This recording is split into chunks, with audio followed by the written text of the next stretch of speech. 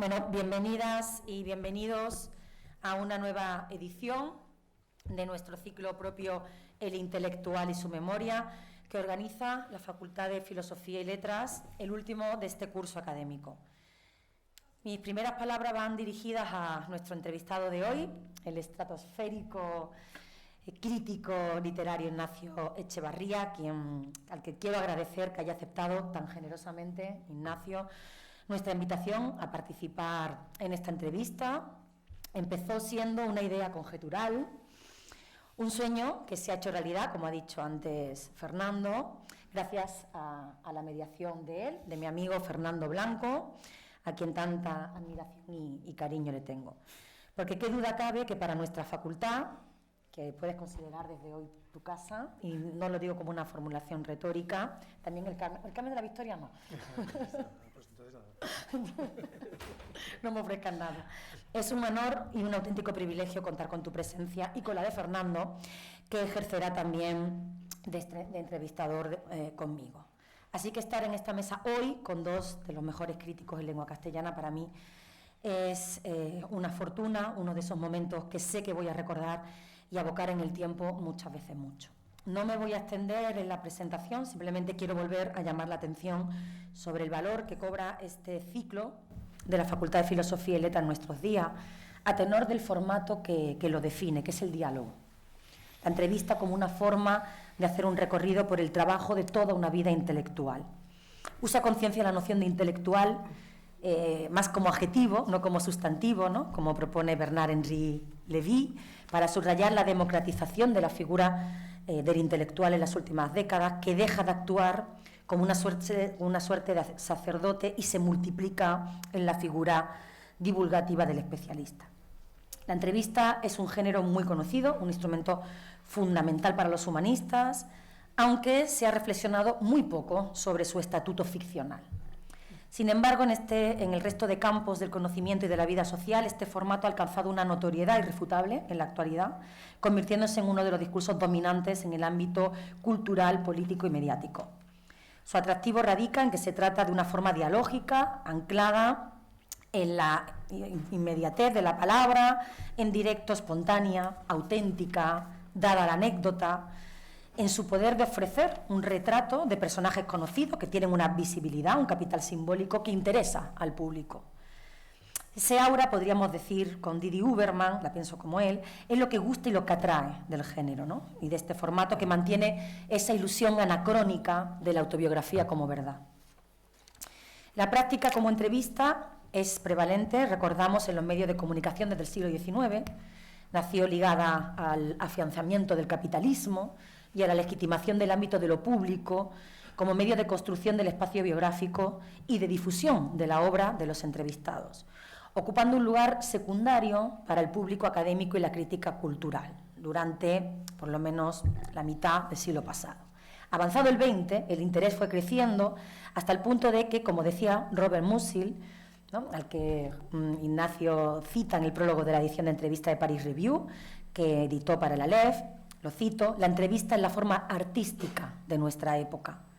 Entonces tendríamos que preguntarnos por qué esta atracción inusitada por la entrevista en las últimas décadas, qué líneas interpretativas traza este formato en la valoración del estatuto del entrevistado, más allá de la lectura de su obra crítica y de la subjetividad al socaire de la imagen pública del intelectual. Tal vez se deba que durante la entrevista, o a mí, al menos me gusta creer a mí, se produce un deslizamiento de la persona al personaje, es decir, a la construcción ficcional que supone toda aparición pública y, por ende, a una lógica narrativa de su vida y de su obra que no habríamos de pasar por alto.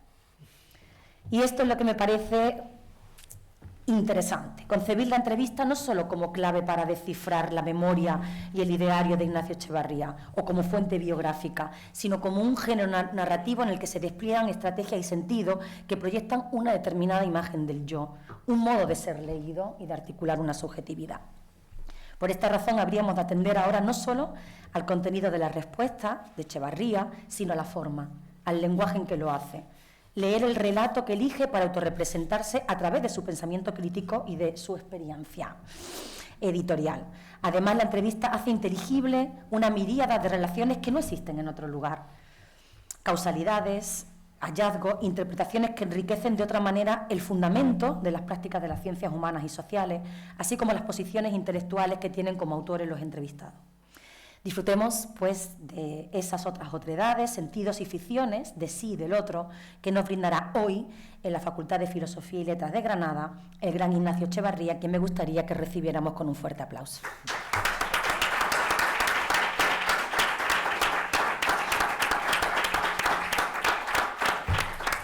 Muchas gracias. Si no estuviera suficientemente intimidado, lo estoy todavía más después de esta introducción que me pone en un plano completamente equívoco.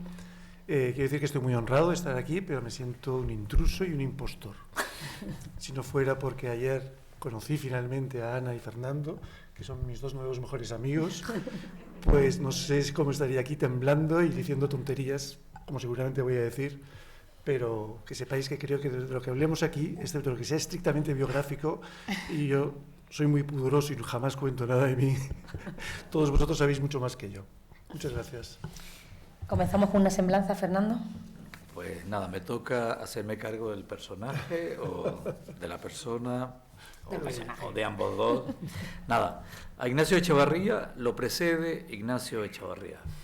Su memoria es la memoria de casi 40 años de cultura editorial, literaria y de pensamiento crítico en España y Latinoamérica. Y ahora paso a la burocracia. Filólogo de formación, Echevarría ha cultivado la edición y el ejercicio de la crítica literaria.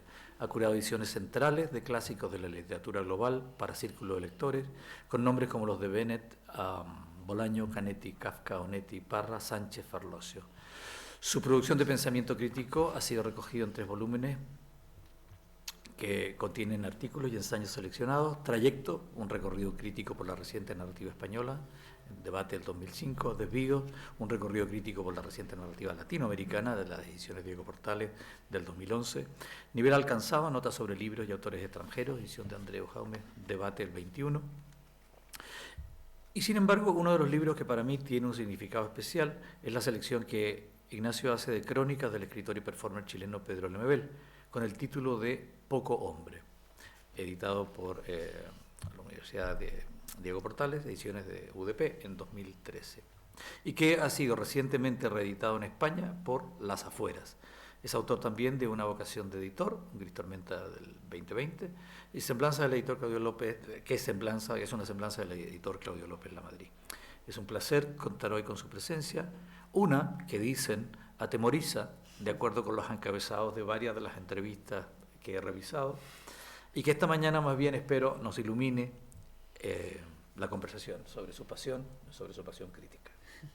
Muchas gracias.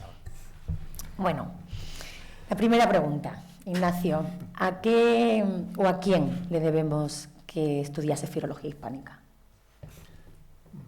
A mi pereza. Sí, yo hice ciencias con la idea de ser biólogo porque era un fan de Rodríguez de la Fuente, y poco antes de matricularme me encontré a alguien, ya no recuerdo quién, que me dijo que mi idea de que me iba a pasar con unos prismáticos viendo guepardos era muy, muy hipotética, que lo que me correspondería más bien haciendo biología es acabar en un laboratorio con un batín blanco.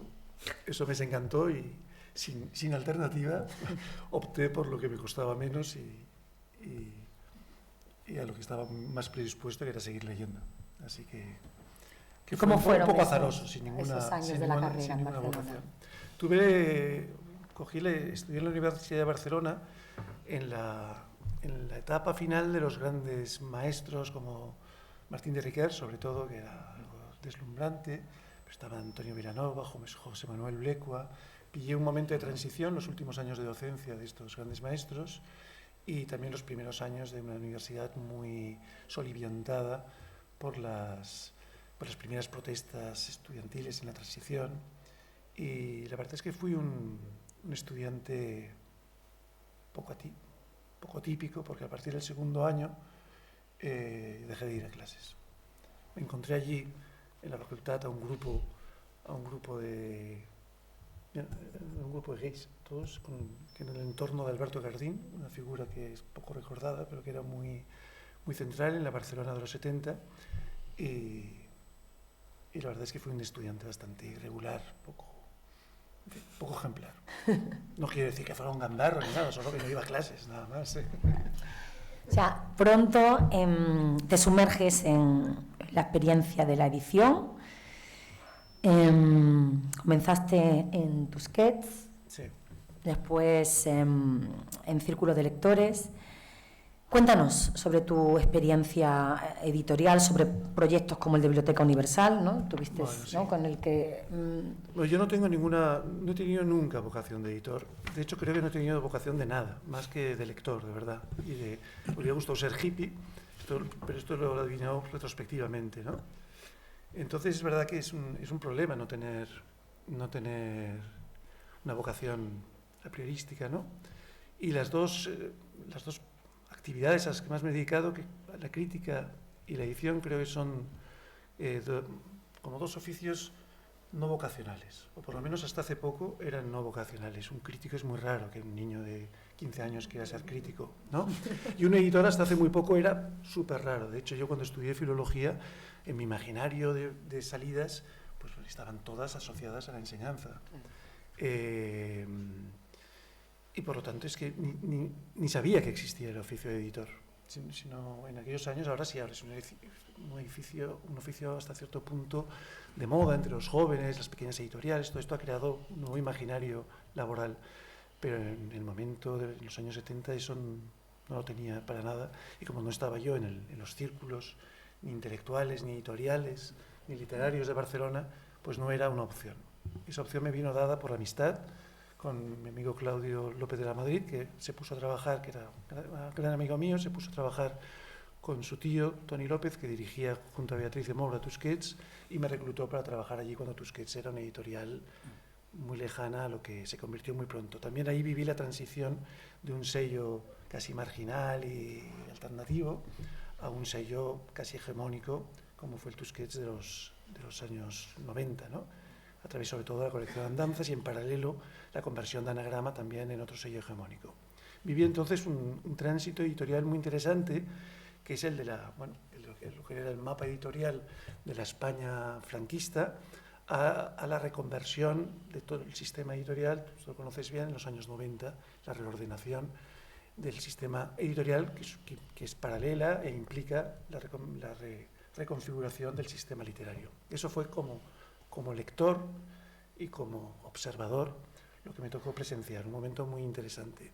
Y luego, cuando yo me di pronto cuenta de que la vida asalariado me entristecía mucho, me producía mucha tristeza un día como hoy estar en un despacho trabajando, entonces muy pronto supe que lo iba a dejar.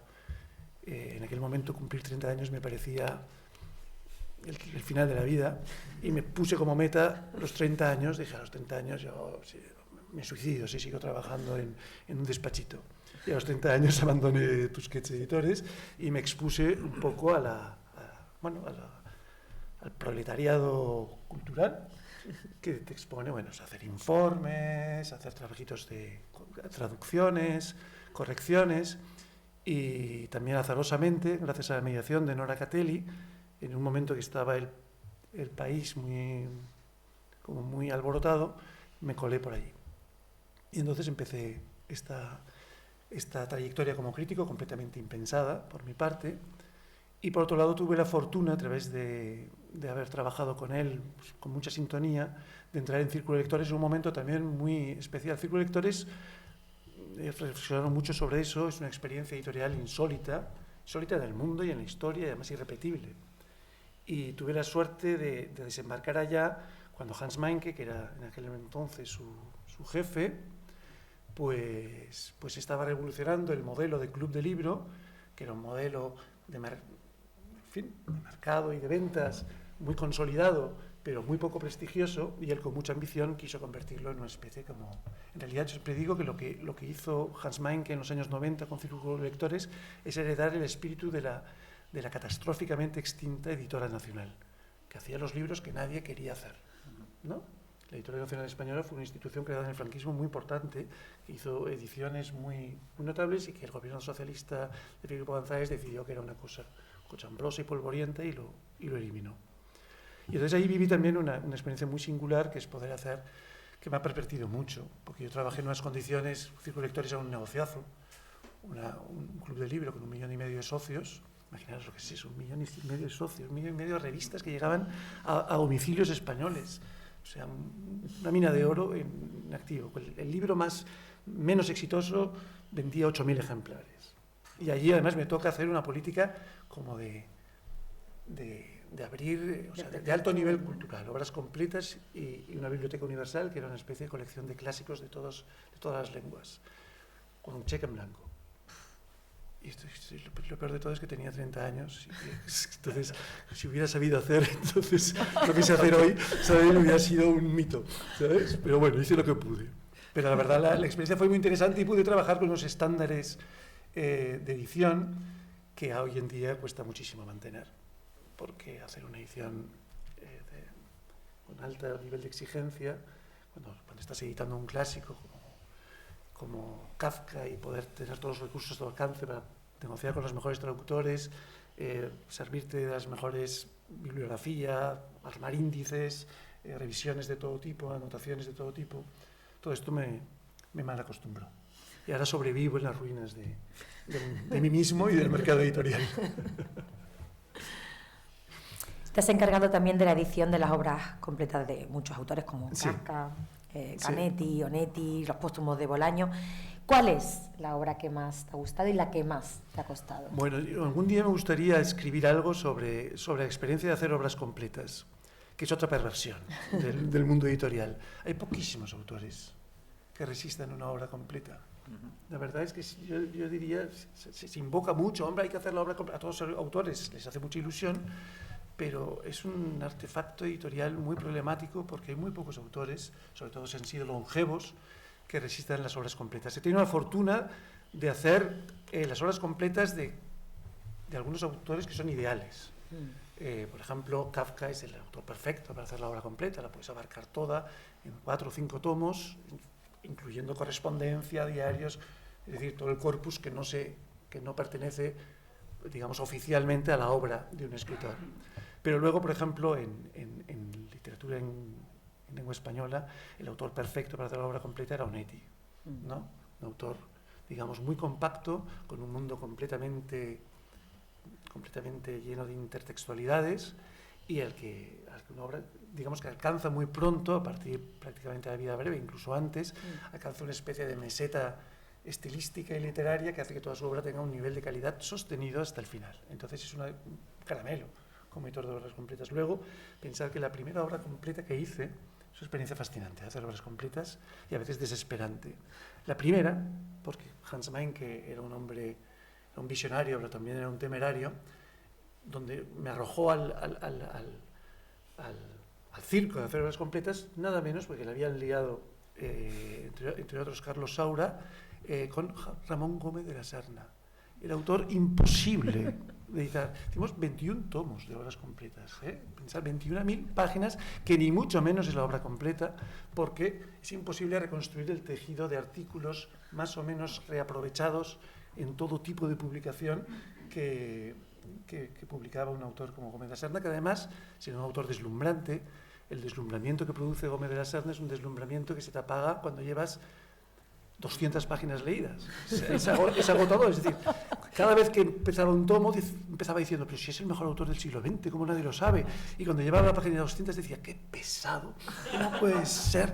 No, estaba desesperado con Gómez de la Serna. Era un movimiento de subidón y de bajadón que se reprodujo uno tras otro en todos los volúmenes. Por lo que quiero decir que entre Onetti, por ejemplo, y Gómez de la Serna hay una polarización muy grande, pero de todos modos la intimidad con la que uno alcanza con un autor cuando lo lee sistemáticamente y enteramente es algo muy raro, la verdad, y muy excitante y raro también, porque estableces lazos de auténtico afecto y amistad, y a veces de odio. Yo, gracias a Dios, de odio no he tenido muchos, pero imagino el editor que acaba detestando a ese tío tan pesado que no deja de escribir, y muchas veces lo mismo una y otra vez. Luego hay escritores, por ejemplo, vosotros sois, la experiencia más excitante que he tenido, perdón, me alargo mucho en las preguntas, pero la experiencia más excitante que he tenido con la obra completa por el reto que suponía fue Nicanor Parra. Eso fue como una utopía laboral, porque aparte cuando empecé a hacerlo, gracias a Bolaño, una visita que hicimos los dos a Parra en Chile, gracias a Bolaño, y me retó a hacer esa obra completa, todo el mundo se reía de mí, diciendo, no, jamás, el viejo, jamás conseguirás hacerla. Y realmente me pasé desde que concebí el proyecto hasta que firmó 5 años intentando que firmara el contrato, ¿no? Es decir, muchas veces concluí que iba a ser imposible. Y siempre he contado que lo firmó porque murió Roberto. Y entonces, la vez que lo fui a ver, siguiente, después de la muerte de Roberto, en el momento que nos despedíamos, me dijo, ¿verdad que a Roberto le hubiera gustado mucho? Pues lo firmaré. Y fue como un homenaje privado que él hizo a Roberto Bolaño, que le había un poco catapultado en la última etapa de su vida, y por eso se hizo. Y entonces hacer la obra completa de una obra esencialmente inabarcable, cuya poética, que es la de la antipoesía, es precisamente ser volandera, evitar el soporte institucional del libro, o sea, es la antiobra completa, ¿no? Y la verdad es que él se dejó hacer.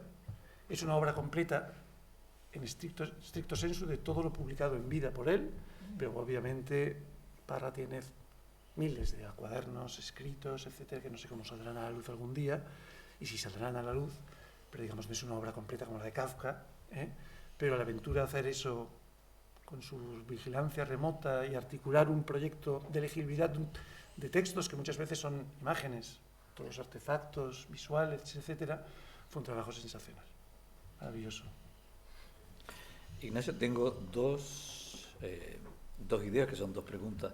Una que estaba más o menos pauteada, que sigue con esta idea de las dificultades que enfrenta un editor frente a una obra de un determinado autor. Y la pregunta era sobre las dificultades de traducción. Además, no has nombrado Gómez de la Serna, con Onetti, Kafka, Parra. Sí.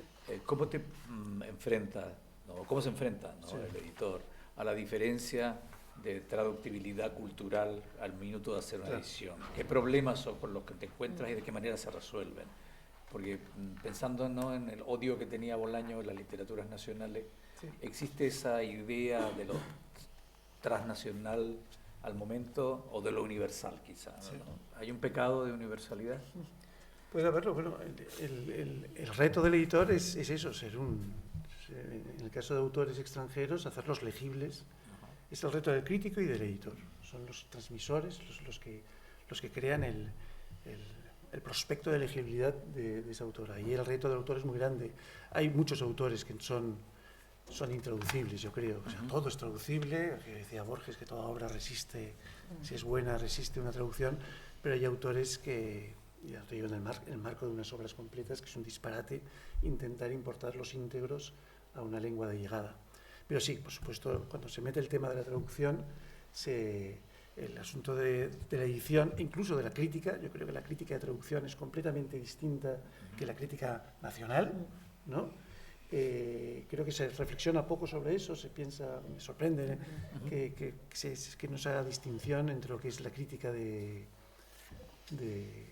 autores extranjeros, en los que tú tienes que diseñar un idioma de llegada, al igual que un traductor, a los escritores en tu propia lengua, en los que puedes, digamos, discutir con muchos más sobreentendidos, e incluso en nosotros que podemos vivir lo que es la traslación de un escritor de la propia lengua de un país a otro, vemos que también ahí hay un problema de traducción.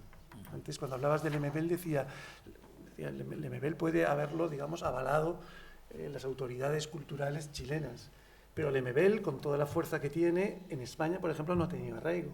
Se publicó en Anagrama, lo apadrinó Bolaño, en un momento en que Bolaño tenía un poder importante sancionador, ¿no? Y Lemebel no cuaja aquí. No cuaja porque podríamos discutir contigo infinitamente por las razones, pero no cuaja aquí. Es decir, seguramente hay un problema de traducibilidad de unas coordenadas que son políticas, culturales y morales también, de mucho tipo. Entonces sí, claro, el editor allí tiene que medir muchas pautas, pero de todos modos es verdad que estos problemas no se suelen plantear, también esto no va así. Digamos, las cosas se traducen por modas, por contratos, por éxitos comerciales, es decir, que estas reflexiones no están detrás. En la crítica tendrían que estar más detrás, pero tampoco tampoco están muy a flor de piel. ¿Cómo definirías tu poética de editor, ¿no? Es un concepto en el que estamos trabajando Jorge y yo, es decir, ¿Sí? el modo en que tú concibes la edición, no el catálogo, ¿no? Que eso sería más una poética editorial, más allá del cuidado material de las palabras, ¿no? El que siempre insistes. Es algo que yo creo que podemos inferir de la magnífica semblanza que haces de Claudio López Lamadrid, donde a la vez, y como en diálogo, haces una especie también de semblanza de la tuya propia, ¿no? Sí. O sea, ensayas algo así como, que creo que no existe, que es el crítico editorial o la crítica de editor, y creo que es fascinante, ¿no? Y que como toda crítica también, como diría Pila, es autobiográfica. Háblanos de ese libro y de tu poética. Bueno, yo con el término editor es un término polisémico, muy resbaladizo, muy lábil, y yo siempre puntualizo que yo si le respondo a alguien, tú que te dedicas, si soy editor, se imaginan que tengo una editorial. Yo soy un editor mercenario. Suena un poco mal, pero es así. Y en el ámbito anglosajón existe el término editor, que aquí apenas existe, que es la persona que se ocupa de un libro. Generalmente, en el contexto sobre todo norteamericano, es la persona en la editorial que negocia el texto con el autor, el texto como texto, no su contrato, ¿no? Que trata de mejorarlo, que trata de optimizarlo, y optimizarlo significa todo. Es decir, mejorarlo si cabe, en interlocución con el autor, y luego optimizarlo, digamos, haciendo acompañar al texto de todas las herramientas necesarias para que su legibilidad sea óptima. Herramientas que pasan desde, si es preciso, traducirlo en las mejores condiciones, anotarlo si hace falta, dotarlo de herramientas como de consulta interna que lo hagan más accesible y más operativo, y finalmente ponerlo en página de modo que la lectura sea grata y fluida. Pues yo siempre insisto, y allí lo hago creo también, que olvidamos que leer es un ejercicio físico y muscular. Activamos nada menos que 12 músculos en el ojo que hacen movimientos de miles de movimientos musculares por minuto. Y esto se olvida que el mismo texto, leído en según qué condiciones, te puede llevar 1 hora o 2 horas siendo exactamente el mismo texto. Sencillamente por lo mismo que un trayecto caminando, lleves un buen calzado o lleves un mal calzado, te puedes trozar los pies y llevar 2 horas o 1 hora sin que te enteres. Entonces, todos estos aspectos a mí me fascinan, es la parte, digamos, material de la edición, que me gusta muchísimo, pero que es muy difícilmente transmisible. Es un poco desesperante, la verdad. Mi poética no es otra que la del materialismo, es decir, intentar que la lectura es un hecho físico y que la comprensión de un texto tiene muchos niveles, empezando por el nivel puramente físico de la lectura, que siempre se asocia a una actividad intelectual, y sin duda lo es, pero es también una actividad física, ¿no?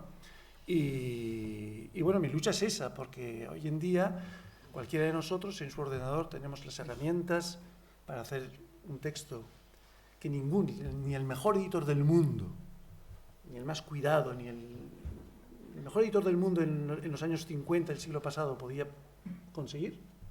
Nosotros podemos conseguir con un Word, ¿no? Y por otro lado hay una ignorancia, como siempre, ¿no? Hay una ignorancia total es decir, que el asunto material del libro cada vez se cuida menos, porque el oficio de editor es un oficio que se contagia. Es decir, ahí soy muy crítico con los másteres de edición que te enseñan sobre todo administración, contratación, un montón de cosas, pero a la hora de la verdad, trabajar con un texto solo con alguien que lo sabe trabajar, aprendes a hacerlo. Entonces, tiene una dimensión artesanal que es la que a mí me gusta.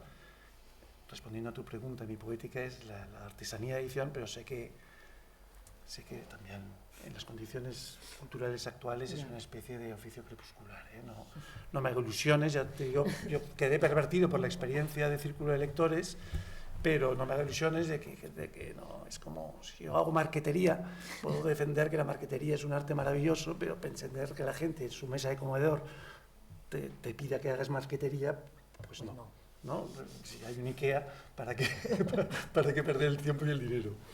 Y entonces, bueno, pero sí creo que para desarrollar un poco lo que apuntas, creo que la edición española adolece, y eso repercute a veces gravemente en la literatura, adolece de la figura del editor, de esa figura que existe muy caracterizada en Estados Unidos, donde hay autores que cambian de editorial porque quieren tener a ese editor, ¿no? Y creo que el respeto, digamos, como indiscutible al texto que entrega el escritor hace que la literatura española pierda bastante riqueza, porque sobre todo en los escritores emergentes, tener un editor que discute tu obra, que discute tu prosa, que discute tu puntuación, pues enseña mucho y uno avanza mucho más rápido. Entonces aquí a veces uno se queda perplejo de decir, bueno, pero esto no ha pasado por manos de nadie. Nadie ha leído esto, este chico está bien, pero si le hubieran quitado todo esto estaría mucho mejor. Entonces, bueno, ahí hay algo que son las condiciones de producción, pero creo que aquí hay una especie hay una frase de Cela terrorífica en el prólogo de una de sus novelas que dice eso, ¿no? Que él no consiente jamás que le toquen una coma, pero lo dice ofendidísimo, ¿no? Ahora que conste que hay muchos estudios, hay una disciplina que se llama, tú lo conocerás, sobre los estudios de la idea de que la edición que el texto es un producto colectivo, cualquier texto, por muy autorial que sea, ¿no? Se está trabajando mucho en esta línea y, por supuesto, sin incurrir en idealismos, pero sí creo que la llegada de un texto al lector es el resultado de muchas voluntades. Y cuantas más intervenciones haya, mejor será el resultado final. Ignacio, yo tengo una pregunta sobre la transición. Sí. Y sobre tu visión de la transición desde ese lugar, ¿no?, de trabajo en tus años 20. Sí. ¿Cómo era, o si se hacía, ¿no?, una política cultural desde el lugar de la edición, sí, que tú hubieras podido percibir que tenía que ver con, ¿no?, marcar políticamente, sí, esos tiempos? Claro, yo asistí aunque digamos como crítico a mí me tocó los 90 y los 2000, que es una etapa mucho menos excitante. Pero como lector y observador, digamos, me formé en los 70 y 80, ¿no? Entonces, a lo que asistí es al tránsito de una cultura resistencial, básicamente resistencial, como era la cultura española en general, hasta la muerte de Franco, donde además, más allá, que conste que no, cuando digo resistencial no digo que sea comunista o realsocialista, como se hizo la caricatura, sino que estaba siempre, digamos, el mercado no estaba demasiado presente y lo que había era una idea de tensar los límites, ¿no? Eso se hacía o bien políticamente o bien, estamos en los años 60 y 70, a través del experimentalismo y la vanguardia, que son esos años. Toda esa herencia quedó barrida con las políticas culturales emprendidas sobre todo bajo el socialismo, con esa idea que ridiculizó tan pronto Ferlosio de la cultura como fiesta, ¿no? Como lugar ecuménico donde todos nos encontramos y todos circulamos. De hecho, yo asistí a un momento en el que los críticos iban pasando del País al ABC, del ABC al Sol, dependiendo de que les pagaban, y decías, bueno, pero aquí no hay una poética, ¿no? Pues no, porque el suplemento literario era el lugar ecuménico y completamente aséptico y completamente despolitizado de un periódico.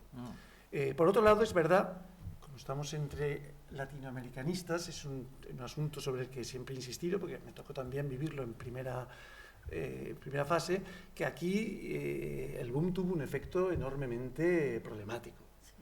Es decir, aquí, digamos, si la muerte de Franco y la reconversión de la democracia de España en una democracia comercial no supuso la reconfiguración del sistema editorial, la profunda reconfiguración del sistema editorial y, por lo tanto, del mapa literario, previamente a eso, el modelo por el que se fraguó, o sea, se consolidó ese nuevo mapa comercial, lo generó el boom, el éxito del boom, ¿no? Y ahí tenemos en España a los editores y a la gente que provocaron o que precipitaron y que estructuraron el boom, que podemos dar. Hay una versión compleja, amplia y muy rica, y luego está la versión internacional del boom, que es fácilmente explicable como una pequeña mafia de amigos escritores asociados a un par de sellos con un agente común que, digamos, se internacionalizan. Entonces, eso sí que fue un factor enorme de ruptura del proceso interno de la literatura española y de la cultura española en general. De repente, todo un proceso de renovación que habían emprendido los propios autores que habían impulsado el realismo de los años 50 y 60 como vanguardia, porque Montalbán siempre dice que el realismo fue una vanguardia stricto sensu en los años 50 en España, como en Italia, ¿no? Como casi toda la Europa de posguerra, pues estos autores que habían emprendido por sí mismos, pensamos en Juan Goytisolo, García Hortelano, a todos, excepto Benet, que empezó ya desde la otra orilla, pero todos estos autores, de pronto, su proceso de evolución queda irrumpido por el boom y desfigurado.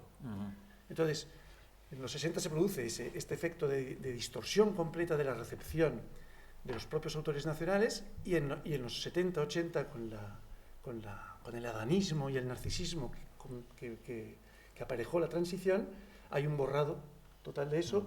Metido en el saco hay centenares de textos críticos que hablan de la literatura franquista como la literatura, por lo menos, de casposa del realismo social, ¿no? Cuando dices, bueno, el realismo social en los años 60, o sea, a partir de Martín Santos, la cosa, y estamos en el año 61, si no me equivoco, la cosa se dispara, ¿no? Pero es que ahí el boom tuvo un efecto, primero, en cuanto a lo que eran las tensiones literarias, y luego el modelo de grupo editorial, o sea, el modelo de editor y de autor internacional que a partir de entonces se postula, siempre con el modelo perfecto de García Sánchez, reconfiguró todo. Entonces ahí sí que yo asisto a esa especie de... que tampoco era inevitable, ¿no? Pero sí hubo algo de aceleración, o sea, de un proceso que era inevitable, que era la internacionalización del sistema editorial literario español y su homologación, pero el hecho del acelerador que supuso primero el boom y luego el borrado que la propia cultura de izquierdas hizo de su propia memoria cultural, eso para mí fue letal y no nos hemos repuesto. Y es letal también porque creó las condiciones, o sea, ahí nos meteríamos en un asunto muy, muy interesante, porque el boom al fin y al cabo fue una irrupción de diversidad, de nuevos códigos, fue deslumbrantes, que no podemos reprocharle al boom que tuviera ese efecto tan absolutamente maravillador, pero luego codificó un modelo de escritor y un modelo de circulación, con una lengua lo más internacional posible, una lengua casi apátrida, ¿no? Que sigue todavía, yo creo, influyendo. Ahora hay indicios de cambio, pero son muy lentos y sigue postulándose un modelo de escritor que es el que más triunfa siempre en la huella del escritor internacional. Creo, no sé cómo lo veis, pero... Bueno, has mencionado cómo ha cambiado en el tiempo y se han acelerado, exasperado los modos de producción editorial en los últimos años. ¿Cuál es entonces la función del editor en la tercera década del siglo XXI? ¿Cuáles son hoy día tus editoriales de referencia, no solo españolas, también latinoamericanas?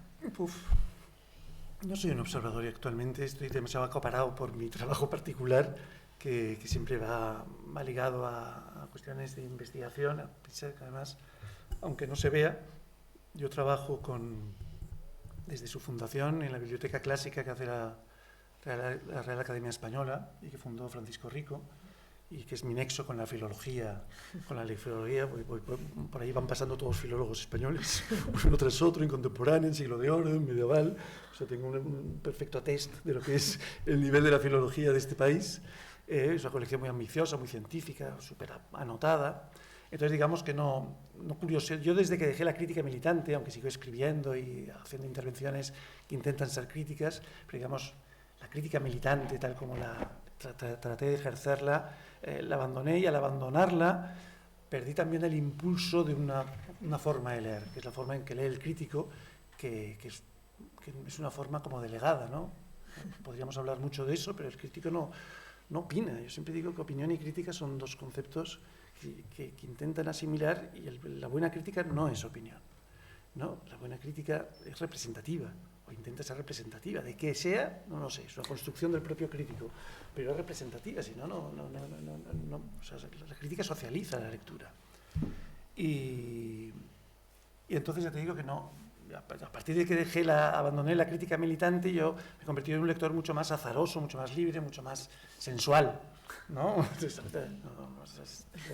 Leí con mucha pasión y mucho método la literatura española, pero encerrarme, una de las cosas que creo es que unos problemas de la crítica, perdonadme si aquí esto ha sentado muy mal muchas veces, es que un crítico tiene, lo siento, fecha de caducidad. La tiene por varios motivos. Yo de verdad que en la prensa española están los mismos críticos que estaban cuando yo empecé. Y yo era muy joven cuando empecé y ya me parecían mayores y ahora soy mayor yo y siguen allí. Y dices, pero esto no es posible, ¿no? Entonces dices, no es posible primero por una cuestión de cambio y relevo, pero luego dices, cuando tienes 80 años, ¿te apetece leer la última novela que ha publicado un veinteañero en Anagrama? Para mí es un misterio. ¿No? Con la edad te haces codicioso de tus lecturas, te haces tacaño, ¿sabes? Agarrado, ¿no? Y estar ahí, esa curiosidad que es generosa, como crítico la tienes, pero como hay un momento que tienes que decir, bueno, me quedan 5 años de leer, quiero leer por fin, ¿no? Pues a Pericles, los discursos de Pericles, no sé, lo que se te ocurra, ¿no? En fin. Perdona, pero ¿por qué decía esto? No, entonces, la cuestión de los sellos editoriales, yo creo que hoy en día, de las ventajas que ha traído un poco el nuevo sistema, es, bueno, todos estamos de acuerdo, la floración más productiva en Latinoamérica que en España de microsellos editoriales. Es decir, esa especie como de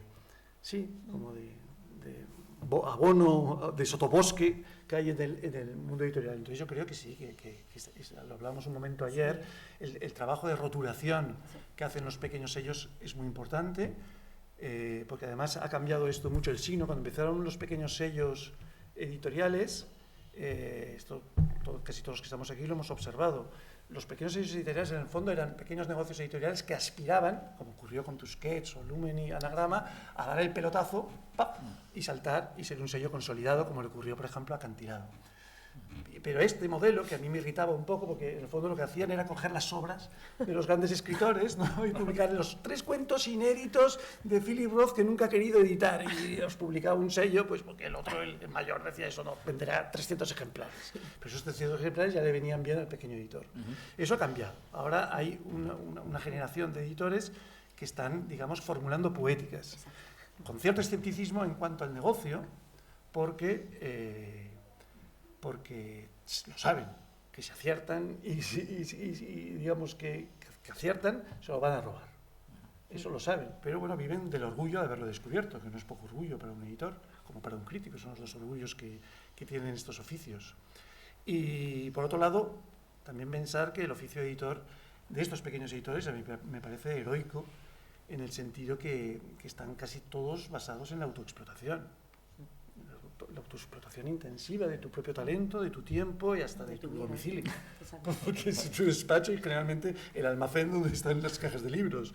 Entonces eso supongo que tiene también en la vida propia una fecha de caducidad. Al final te cansas, por generoso que seas. Hay casos excepcionales, pero al final te cansas. Pero sí que creo que eso ha introducido una variante muy interesante en las dinámicas literarias, más de Latinoamérica que de España, pero también en España, donde yo la verdad es que voy a una librería y cada vez que voy, no voy mucho, pero cada vez que voy veo 6 sellos que no tengo ni idea de que existían, la verdad. Es una proliferación casi, no sé, casi inasumible, ¿no? Y cada día me entero de un sello nuevo. Supongo que muchos de ellos tendrán una vida corta, pero evidentemente cada uno supone un pequeño ecosistema literario, una pequeña prospección particular, donde a lo mejor el amigo que no jamás hubiera... Pensar que ahora, actualmente, los grandes sellos, y casi todos los sellos, no aceptan originales. Yo me formé como editor con pilas así de manuscritos que había que leer, pero ahora alguien que quiera darse a conocer, o conoce personalmente al editor, o tiene un agente, cosa dificilísima, porque los agentes no aceptan hacer ese papel, de eso podríamos hablar, y es un papel muy tóxico, o se presenta un premio, que es por eso los premios son tan concurridos, con la esperanza de que en el jurado haya alguien, claro, se piensan que el jurado lee los libros, pero bueno, pobrecitos, pero de llegar a una última selección, entonces que tengan una... Entonces, con todo eso, digamos, canalizar el talento emergente es algo que están haciendo casi gratuitamente los pequeños editores y eso tiene un valor impagable. Tiene buenas intenciones el crítico. ¿Tiene? Te pregunto. Claro. Bueno, no esa es la pregunta. No, la pregunta es, estamos hablando de la crítica, ¿no? De la renuncia, que había dejado la crítica militante. Y antes de entrar en una pregunta más específica sobre eso, que tiene que ver con la función pedagógica de la crítica. Sí. Es decir, tú abandonas la función militante porque te das cuenta de qué transformación de la que tú no quieres ser parte, la crítica se ha vuelto, ¿no? Bueno, eso podría plantearlo así, y me quedaría muy bien, pero mi abandono de la crítica tiene un factor coyuntural, que es que me peleo con el periódico y, yo no quería decirlo de esa manera, lo abandono y en el gesto de abandonar el periódico entiendo que mi proyecto como crítico ya había terminado su recorrido, que cambiarme de medio significaba solo repetir repetir lo mismo. Es decir, yo no me fui porque fueron muy malos los jefes del país.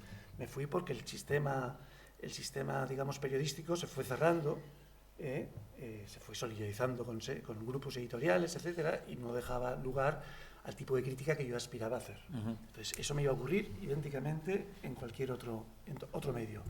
También me fui inmediatamente sentí la fatiga, el alivio de decir, el alivio de no tener que leer la siguiente novela española, ¿sabes? Que es un alivio. Y esto, que conste que mi orientación hacia la latinoamericana vino por eso. Es decir, a mí Bolaño me sirvió para cambiar de baraja, o para jugar con dos barajas, lo cual me enriqueció mucho personalmente como lector y me abrió muchas puertas como crítico. Pero yo entendí y sigo pensando que el modelo de reseña crítica de los suplementos y las revistas literarias en España y en Latinoamérica está obsoleto. Sigue siendo influyente a su modo, sigue siendo casi lo único que hay, pero yo entiendo que si tuviera 20 años o 30 años y quisiera ser crítico, una hipótesis rarísima, pero a lo mejor hoy igual que hay gente que quiere ser editor, hay gente que quiere ser crítico, pero trabajaría... Hay ya másteres. Sí, hay másteres de crítica. Sí, bueno, cultural. Pero, no sé cómo se formularían, pero yo creo que... Yo estoy a la expectativa, y espero antes de morirme verlo, que surge un nuevo código crítico. Eso...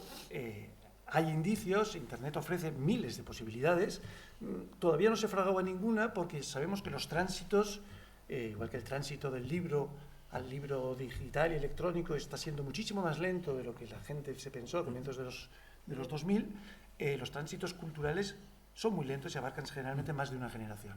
Pero todavía hoy, cuando lees una crítica, el modelo es 2 folios, es decir, que la crítica se transformará cuando encuentre no otro soporte, porque otro soporte ya lo tiene, sino cuando encuentre otro lenguaje, otras formas de influir. La discusión de la crítica, que la he tenido infinitamente, pues es un tema que me apasiona mucho por el tiempo que me ha llevado. La función de la crítica, es decir, a lo mejor también ha cambiado su función.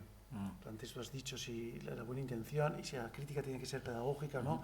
Hay muchísimo campo yo asumí un modelo de crítica, idealmente, con mi maestro era Benjamin, y la idea de la crítica de trinchera, me hacía yo mi propia película, pero digamos que iba por ahí los tiros, ¿no? Yo creo que hay muchas fórmulas de la crítica y la crítica siempre está condicionada por el tipo de público que tiene. En este sentido, yo siempre recuerdo cuando estaba haciendo crítica, una conversación con Juan Villoro, que entonces dirigía el suplemento cultural de La Jornada de México, y él me decía, yo no puedo hacer las críticas, no puedo publicar críticas como las que tú publicas porque mi público es muy amplio y es muy inculto. El servicio de mi suplemento es explicarles quién es, ¿sabes? Quién es Javier Marías. No cargarme la última novela de Marías porque no es muy buena, ¿no? Entonces, ahí entendí que, podría haber entendido antes, pero que la crítica también está condicionada, que supongo que es el problema de por qué no se reformula la crítica, porque la crítica que se hace desde Internet, que es la única vía que tiene, no tiene todavía un público estructurado. Entonces, claro, hacer crítica sin imaginar un público es muy difícil porque yo creo que la crítica lo que hace es socializar una lectura y proponer una comunidad de lectores. Entonces, eso hacerlo cuando la comunidad de los oyentes o antes era la comunidad de los compradores de un diario, pero esa comunidad de los visitantes es mucho más ambigua, ¿no? Y luego además no está mediada. En fin, es un tema muy complejo, pero sí creo que existen condiciones de sobras para seguir en la crítica. No hablo ahora de la crítica académica, disculpadme, pero tiene otros circuitos. Sí. Y es una pena también, porque es verdad que la literatura latinoamericana es algo muy distinto, voy saltando de un tema a otro, pero el problema de la crítica española es que no hay ningún tipo, o hay muy escaso intercambio entre academia, cosa que no ocurre en Argentina, por ejemplo. Academia y periodismo son dos mundos, aunque hay críticos como era Senabre, o como Sánchez de la Nueva, o como Pozuelo y Bancos, que vienen de la academia, no hay tensión entre esos dos medios. Y la verdad, y aparte creo que la crítica académica que se hace desde la academia en el periodismo no es la que hay que hacer. No es la que hay que hacer. Entonces, la verdad es que por ahí se crea un problema. Lo digo por eso, porque los papers académicos tienen, eso supongo durará toda su vida, pero entiendo que no es de eso que estamos hablando, ¿no? Cuando hablar de la crítica. Pero entonces, ¿quién o qué prescribe el gusto? ¿Los algoritmos de Amazon? ¿Los escritores, que son los que construyen comunidades a través de Instagram o de Twitter? Bueno, ¿quién lo hace hoy? Yo no tengo la utopía que tenía mi amigo Constantino Bertolo cuando se pasó de la crítica a la edición, de pensar que la edición era una crítica por otros medios. Es muy bonito pensarlo y creo que hasta cierto punto un pequeño editor independiente, con todas las relativizaciones que hay que poner a este término, pero un pequeño editor independiente lo puede pensar. ¿Quién hace la crítica? La verdad es que no te lo sé decir. Creo que la crítica siempre ha sido y va a ser cada vez más minoritaria. Y también creo, que eso antes lo quería decir y me he distraído, que seguramente, y esto es lo que yo soy incapaz de ver, lo que va a cambiar es la mecánica de la crítica. Es decir, el problema de la crítica es, hasta ahora, y el problema de la crítica tal como seguimos concebiéndola comúnmente, es el problema de la autoridad, ¿no? ¿Cómo articular la autoridad en una sociedad que no acepta la autoridad, en la horizontalidad de la sociedad democrática, ¿no? O de la democracia cultural, o sea, la idea de no jerarquizar, la idea que yo me he encontrado 1000 veces de ¿y usted quién es para decirme si este libro es bueno o malo? ¿No? Entonces, todo crítico, todo talento de crítico es construir su autoridad. Esto lo he dicho muchas veces, es una pregunta apasionante. Y sí creo, y sobre esto también he reflexionado con mucha frecuencia, también en el librito sobre Claudio lo hacía, que creo que ahí sí que se produce, y ahí Claudio fue muy intuitivo como editor, que la crítica abandona el pedestal, eso está claro, o reformula el pedestal. En este sentido, vuelvo a una metáfora que siempre me ha encantado, que es que ya no es la tribuna, ya no es el podio, ya no es la mesa de la tarima, ya no es esa jerarquía, sino la jerarquía del DJ, ¿no? El tipo que está en la pista, que tiene el control de la música, pero que si no bailan, está fracasando. Entonces, en esa especie de interactividad entre autoridad, porque el DJ tiene una autoridad en un club por la noche, pero el condicionamiento de que aquello sea que tiene que captar. Percibido. Entonces, yo creo que la crítica se reformulará desde este modelo. No porque crea que sea ideal, sino porque creo que es el único posible en las condiciones culturales, incluso tecnológicas de la actualidad, ¿no? Y en ese sentido creo que la autoridad se reformulará, repito, del mismo modo que podemos reformularla entre el director de orquesta, que tiene allí a 40 músicos a los que puede echar, y el DJ que está allí en su cabina, siendo el rey del mambo, adorado y venerado por todo el mundo, pero que si deja la pista vacía se queda en pelota. Y entonces ahí es interesante ver cómo eso se puede estructurar en un tipo de discurso. Internet ha creado, claro, esta mecánica que estoy describiendo es la del influencer, ¿no? Ya existe. Lo que pasa es que está tan mediado por por lo comercial que no lo consideramos. Pero yo no dejo de creer en la posibilidad de que haya un influencer que no esté mediado por el mercado, ¿sabes? O que lo esté menos, ¿no? Y creo que por ahí se producirán las cosas. Creo que el modelo del crítico tradicional le quedan 2 recreos. Ignacio, había una pregunta sobre Benjamin y Sí. ya la has respondido. Es decir, Benjamin está detrás de Ignacio cuando Ignacio lee o cuando Ignacio, ¿no?, piensa en el gesto de la crítica. Y a propósito de tu relación con Bolaño, Sí. yo sé que esta novela no es una de tus novelas favoritas, Bueno, Nocturno de Chile. no. ¿Correcto? La razón es porque Bolaño, estoy jugando, pone a 2 críticos dentro de esta novela. No. Oh, no, estoy jugando. Pero quiero llevarte simplemente a pensar la función del crítico y la ficción del crítico. Sí. Y en tu trabajo, ¿no? En tu trabajo de crítica. Sí. ¿Cuántos escritores han hecho ese guiño o has encontrado tú ese guiño? Porque en el caso chileno, por ejemplo, ¿no?, los 2 críticos que están, uno es Alone, Sí, claro. y el otro es un cura. Sí. Y ese es el alma chilena. El alma chilena. Absolutamente, ¿no? El alma chilena, alguien que está en el closet y otro que también está en el closet, Sí. de secretos. Entonces, hay algo de metafórico, premonitorio en la definición del crítico en esa novela de Bolaño. Y en general en la obra de Bolaño. Sí, Bolaño pero... creía, y en este sentido era un escritor anticuado, Bolaño creía en la crítica, porque él mismo tenía un concepto combativo y cartográfico de la literatura, ¿no? Él creía en la banda. En ese sentido había heredado el espíritu de la vanguardia en la que él militó. Entonces él creía en la crítica como una herramienta como lo utiliza Benjamin, ¿no? La crítica es el alma espiritual es el arma espiritual en el combate de los... No, o el arma blanca en el combate de los espíritus. Algo así. Es una cosa muy belicista que está en sus 13 tesis sobre la crítica de dirección única, del año 26, o sea, en pleno lenguaje de vanguardia. Y Bolaño respiraba este espíritu de vanguardia. Y en ese sentido tenía con el crítico una relación muy viva. Y yo creo que mi amistad con él viene muy, muy formulada desde ahí, porque él creó un fantasma, sin conocerme, que es ese personaje de los detectives salvajes, que está inspirado en mí, bueno, cuando no me conocía, ¿no? Todo lo que se dice allí es un disparate, y la única escena inverosímil de toda la novela es ese combate a espadas entre Iñaki Echevarne y Arturo Velano, que carece, o sea, rompe el código de verosimilitud de la novela, ¿no? Pero porque está allí el fantasma de la crítica, bueno, en ese sentido, para un crítico es un escritor muy interesante, porque es de los últimos escritores que respeta la crítica y que hasta cierto punto la tematiza, que es mucho decir, ¿no? Pero ahí está el genio de Bolaño. O sea, Bolaño no deja de ser, y aquí hago una digresión, pero creo que es importante porque está ligada a esto, Bolaño no deja de ser un escritor hasta cierto punto crepuscular, que creo que tiene, y esto lo saco a colación porque lo pensaba en tu intervención, creo que tematiza 2 asuntos que están muy vivos en el inconsciente cultural de nuestra época. Uno es el fin de la literatura, ¿no?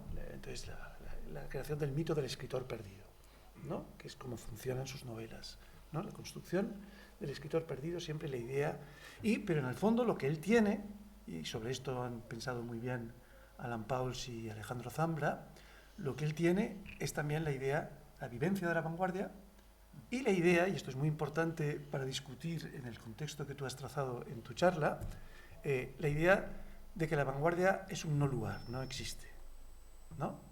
No deja de ser significativo que los 2 escritores más polares de la narrativa contemporánea latinoamericana, que son Bolaño y Aira, los 2 discutan con la vanguardia y hasta cierto punto la nieguen, ¿no? Lo que hace Bolaño, y esto se le ha reprochado, es hasta cierto punto, digamos, escribir como la elegía de la vanguardia. ¿Por qué? Por algo que él vivió en persona, que es la renuncia de la poesía por la novela, ¿no? ¿Qué es la vanguardia? La vanguardia no es Piglia, por mucho que la formule. La vanguardia es Santiago Pasquiaro, que muere atropellado como un clochard en México de mala manera.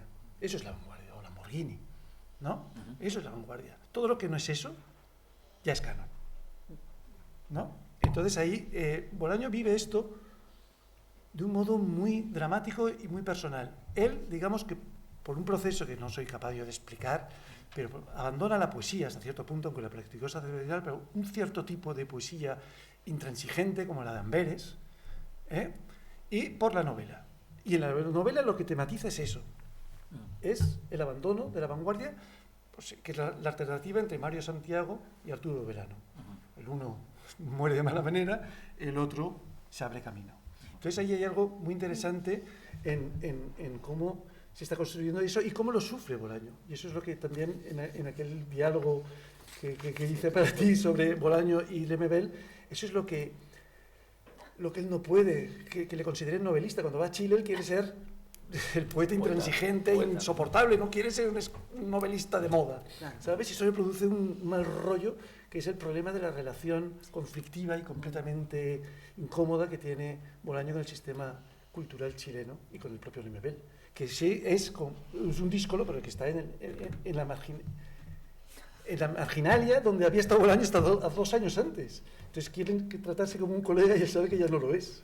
Eso es apasionante, ¿sabes? Pero bueno, esto venía a cuento de que Bolaño creo que es uno de los pocos escritores, grandes escritores contemporáneos, que tiene la crítica como un tema de discusión y como un fantasma con el que pelea, ¿no? Tu escritura crítica es breve, está hecha con frases cortas, muy directas. Empleas un lenguaje además muy, muy cuidado, sobre todo en la elección de los adjetivos, ¿no? Ahí es donde cifras siempre el sentido, además de una manera nunca abstracta, muy, muy, muy lacerante. En alguna ocasión has mencionado que querías escribir un libro, ahora también lo has hecho, de crítica, y esto me hacía, bueno, nos gustaría que nos hablaras de esto, pero también de cómo ha sido el proceso de publicación de tus libros de crítica. O sea, ¿han sido por encargo? Cuéntanos un poco de esto. Residual. No, en serio, no. Yo, no es falsa humildad, creo que he hecho un género espurio, que es el de la crítica periodística. Creo que hay algo indecente en hacer carpetas con esos materiales. Siempre los he hecho a petición, dejándome querer, empleando el fondo de vanidad que todos tenemos, pero creo que el crítico que piensa en la posteridad está equivocado y hace mal su oficio. O sea, el crítico a lo que le corresponde es movilizar las tensiones de la actualidad en relación al texto, la recepción del momento. El crítico escritor o el crítico académico de amplio aliento es el que trabaja en otra onda expansiva, pero el crítico periodístico, y la crítica se inventa como género periodístico, tiene que pensar en la actualidad de sus lectores, y sus críticas son coyunturales, y si no son coyunturales, si no están formuladas coyunturalmente, por mucho que él crea que su opinión vale para siempre, pues se equivoca, porque evidentemente la agresividad que uno emplee contra una novela que ha tenido muchísimo éxito, o que ha sido producto de una adaptación, o que ha ganado un premio corrupto, ¿sabes? Pues la violencia que uno emplea en desactivar o intentar desactivar el efecto amplificador que tienen estos factores extraliterarios, desaparece cuando ese texto se lee 20 años después. Luego, si está movilizando las tensiones críticas auténticamente, el crítico, si está traicionando, si está pensando en, bueno, esto lo recogeré y me armaré un libro, porque no es así. Porque no es así. Y es otro de los problemas de la crítica. La crítica es un género espurio. Entonces, mi relación con estos libros, me encanta que alguien, pues, evidentemente son libros testimoniales, nada más. Yo los llamo carpetas de fin de curso, ¿sabes? Y está muy bien. Si alguien me dice que le han gustado, estupendo, pero no me hago ninguna ilusiones sobre... Además, yo soy muy vago. Yo, claro, los que habéis estado en la universidad habéis seguido trabajando y trabajando y trabajando, pero yo tengo un concepto del trabajo completamente servicial. El crítico, el editor es un servidor del texto. Y entonces, para cosas de más aliento, me parece que ya me falta musculatura. Ignacio, te pongo en otro contexto. ¿Te resulta cómodo o te parece apropiado, ¿no? Repensar la tradición crítica marcada por el género? Es decir, sí, ingresa, evidentemente, no hay un circulante de escritura de mujeres, sí, de una palabra de mujeres, ¿no? Para no entrar al binario. ¿Te parece que eso es así en el campo de la crítica y la edición? ¿Se da el fenómeno de manera homóloga Pues mira, o la administración de la lectura más bien se vuelve otro tipo de política, que no es género? Es una pregunta para mí incontestable, lo lamento, me encanta contestar cualquier pregunta, porque es un tema sobre el que no he reflexionado lo bastante. Sí que creo que es el tema.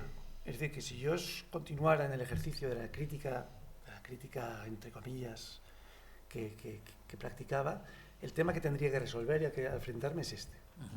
¿No? Claro. O sea, esto lo tengo claro, ¿no?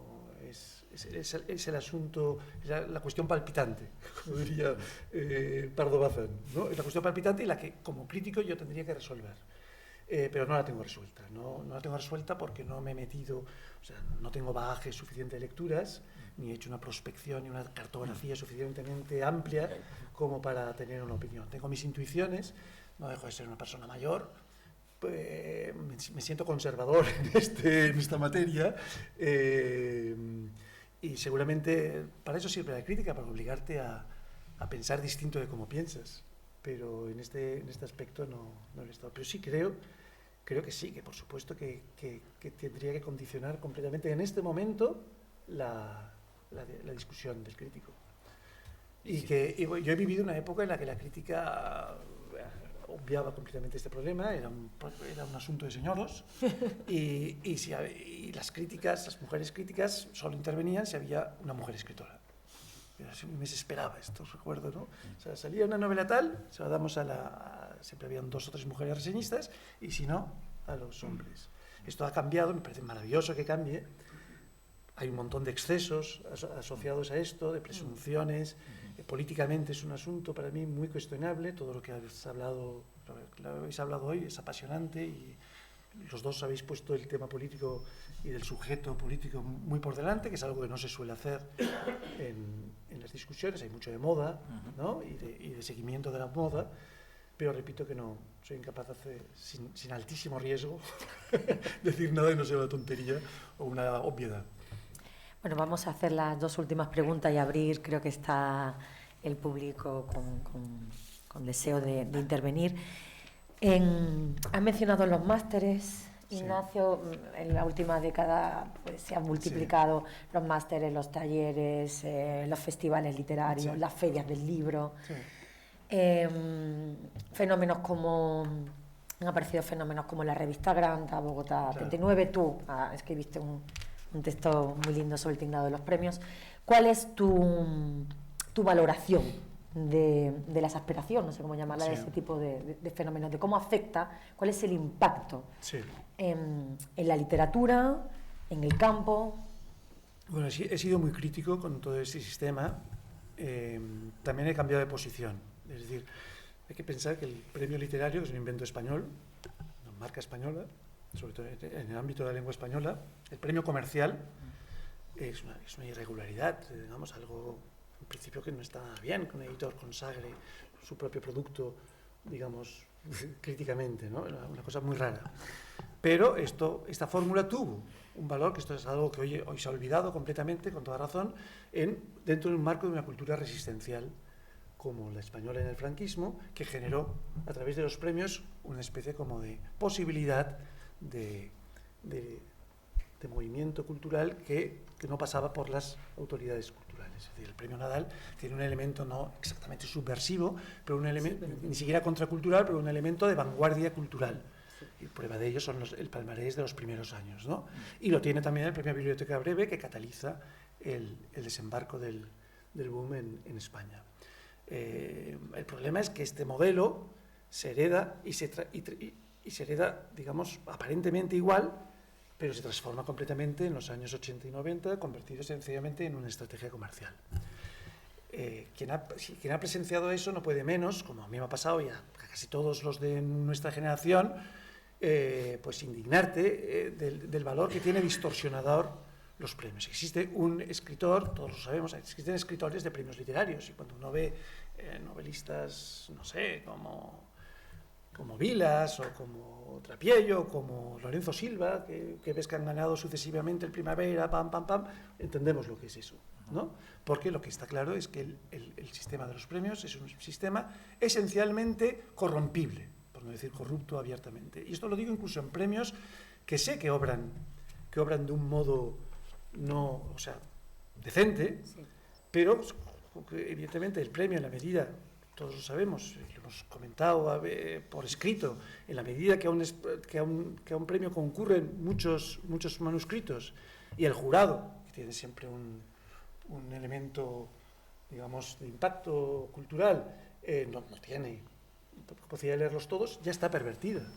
O sea, ya está... Como a mí cuando me dicen, esos premios que de verdad que lo han leído todos el jurado, sí, pero ¿qué novelas han llegado allí? Claro, sí. Y si el editor es el que administra las novelas que llegan al finalista, por legítima que sea la discusión del jurado, esa discusión está, digamos, ya cuestionada por eso. Entonces yo creo que es un sistema que en la medida que tiene relevancia, es un sistema espantoso. Tanto el institucional, que se ha convertido en los premios Cervantes, los premios Príncipe de Asturias, todos, hasta el Rómulo Gallego, son premios que, bueno, consagran, pero de un modo que ninguno nos creemos demasiado, o consagran lo ya consagrado, son premios que se van consagrando a sí mismos, y luego los premios comerciales que, gracias a Dios, es verdad que han perdido, entre tanto, han perdido influencia. Hoy en día, si el Planeta venderá todo lo que quiera vender, pero nadie le atiende ni académicamente ni críticamente, y luego quedan premios como el premio Herralde, etcétera, que tienen un poco más, pero ni los propios editores se lo creen demasiado, ¿no? Sobre todo cuando ves que el palmarés, o sea, que la lista de premiados, el 90% son del propio sello editorial, pues dices, hombre, aquí ha pasado algo que no es muy significativo culturalmente, ¿no? Entonces, esto siendo así, se han desactivado a sí mismos. Es decir, la crispación que antes esto me da pena. Una cosa folclórica, muy española. Y dices, hombre, pues mantengámoslos casi como da penita, ¿no? Y el escritor que gana estos premios y se pone muy contento, pues vale, ya está, ya son inofensivos o casi inofensivos. En cuanto a los festivales, la palabra festival asociada a la literatura como la palabra feria me ofenden a la oreja, pero porque soy muy mayor. Entonces, en principio, la idea me repugna, no me gustan, pero creo que cumplen su función y han cumplido en el campo de la nueva literatura latinoamericana, sobre todo, han cumplido del mismo modo, han cumplido una función cohesionadora en la escala generacional, que ha tenido un elemento de interacción muy vivo. Es decir, hay complicidades entre escritores de latitudes muy distintas gracias a las reuniones de los SAI Festival, del Colombia no sé cuántos, etcétera.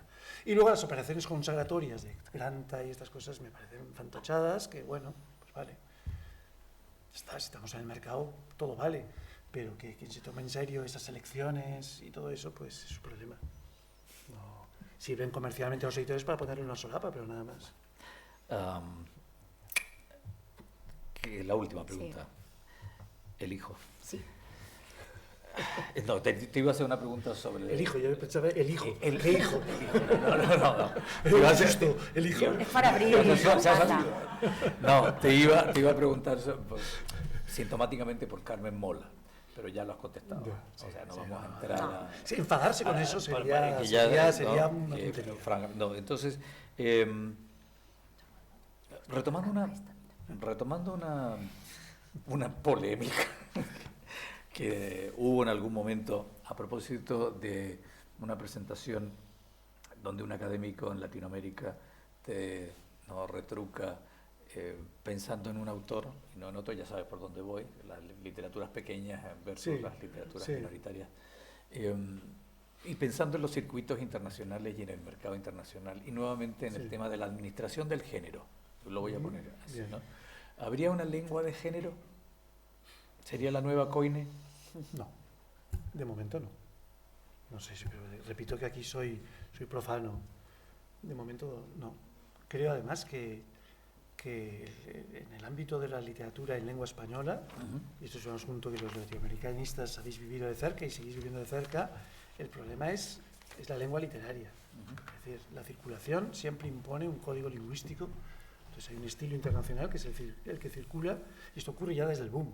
Es decir, la pretensión de que O sea, en la cuestión de género, desde luego, no, lo digo a priori, aún sin conocer a fondo. Es decir, habrán formulaciones interesantes, pero no. Pero luego es que sigue existiendo una resistencia enorme del sistema editorial a aceptar propuestas literarias que socaven la coinea lingüística, ¿no? Eso es evidente. Entonces, en este sentido, digamos, el problema del habla en Latinoamérica, el problema de la divergencia del español según sus latitudes y su traducción a lo que es el sistema literario sigue siendo el gran problema, el que traza y el que ve magníficamente Ángel Rama en La ciudad letrada. Entonces, a partir de ahí, esa problemática no está resuelta, por mucha circulación que haya. Y, bueno, en el caso de la Academia, sabéis que acaba de publicar Los ríos profundos, una edición muy meritoria. A mí me ha sorprendido que lo publique, pero ¿por qué Arguedas no está en el boom? O sea, no es un autor activo del boom, por un problema de la lengua literaria que utiliza. Y esto sigue ocurriendo y seguirá ocurriendo. En ese sentido, el problema de la lengua de género sería una subtrama más del problema esencial que tiene el castellano, como creo que lo tiene toda lengua amplia, que es la circulación de las lenguas, o sea, de las lenguas no internacionalizadas, no hechas coiné. Ahí, en este sentido, yo siempre he dicho que uno de los éxitos, o sea, las claves del éxito de Bolaño fue la reformulación del modelo de escritor latinoamericano, que estaba caduca ya desde hacía 20 años, pero sin embargo lo que no reformula Bolaño es el problema de la lengua literaria. Al contrario, lo resuelve con una nueva propuesta lingüística que es completamente transterritorial, o sea, completamente, digamos, no anclada internacional, en un sentido no despectivo, sino en un sentido lingüístico. Entonces, eso yo creo que deja latente el hecho de que si, claro, en lenguas ya muy formalizadas como las del Cono Sur o incluso en México, pero en muchos países de Latinoamérica el problema está en que lo importante tendría que surgir desde un lecho de lengua al que nuestro oído ya no llegará. Entonces ahí yo creo que, sobre todo para quienes estáis en los estudios latinoamericanistas, el tema de la lengua sigue estando en primer plano y una de las gracias seguramente de la literatura de género y de la literatura de que habéis hablado es que son lenguas que trabajan con la oralidad. Exacto. Claro, que siempre el origen está mucho más cerca de la oralidad que las escrituras cultas, Y entonces, en este sentido, por ahí puede haber un acelerador de este problema y puede haber una riqueza. Yo soy pesimista con eso, pero hay que mantenerse a la expectativa. Pero yo creo que esa relación con la oralidad es quizás lo que hace viva esta pregunta que me haces. Edu Becerra lleva levantando el dedo índice.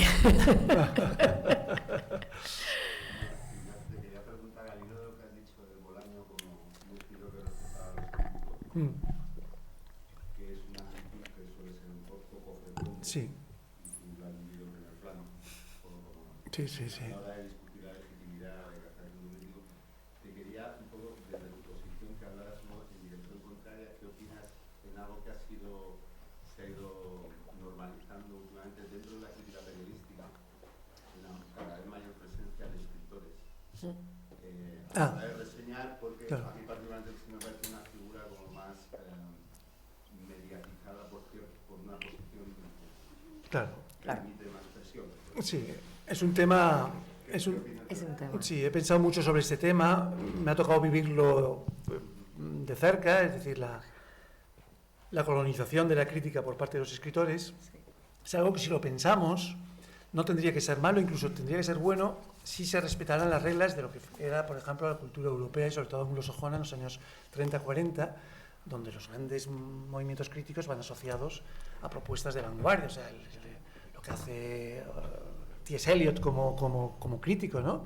Y cuando los escritores se aglutinan y lo que hacen es bandería, es decir, lo que hacen es postular un modelo de literatura. Si eso ocurriera, bienvenidos los escritores. Lo que pasa es que el escritor, en el momento que ejerce como crítico, entiende que como es escritor no puede meterse, o sea, no puede ser juez y parte, ¿no? Entonces tiende a hacer una crítica ornamental, cultista, aristocratizante, elevada, que no es la que no acaba siendo orientativa. Incluso cuando se hace de un modo... Es decir, generalmente o hacen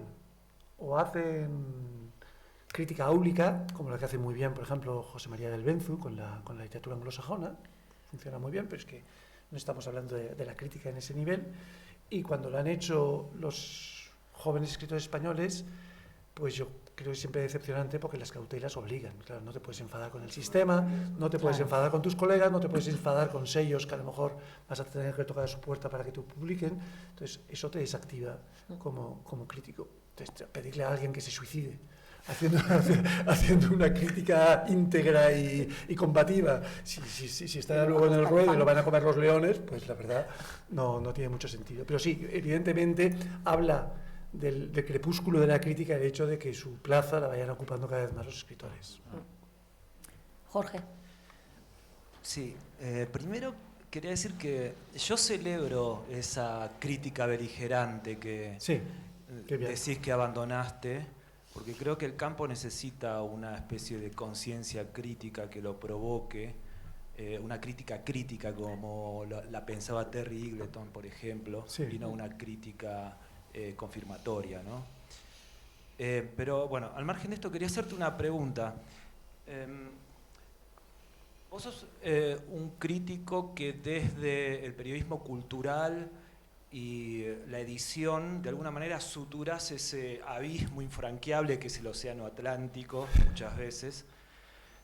Hablaste sobre la edición de las obras completas de Nicanor Parra, etcétera, digamos, de la recepción refractaria del Lemebel en España. Lo mismo se podría decir del Hebrero, que vos mismo impulsaste a través de la editorial de Constantino Bértolo. Y al mismo tiempo tenés un reconocimiento, sos una voz de autoridad, digamos, en América Latina, publicás en editoriales prestigiosas. Entonces funcionás exitosamente como una bisagra entre estos dos dominios culturales que muchas veces son irreconciliables. Entonces quería preguntarte cómo te sentís en esa función, si te haces cargo. Sí, como un impostor.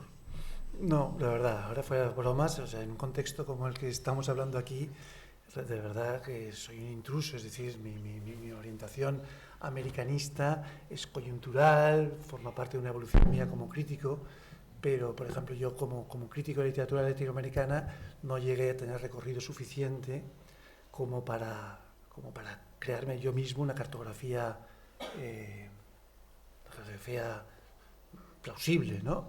Y mis intervenciones como editor pues han sido, bueno, muy puntuales, estoy muy orgulloso de ellas, pero muy puntuales. Entonces la verdad es que me sorprende y me abochorna un poco, y siempre me pienso que hay un malentendido en que me tomen demasiado en serio, de verdad lo digo.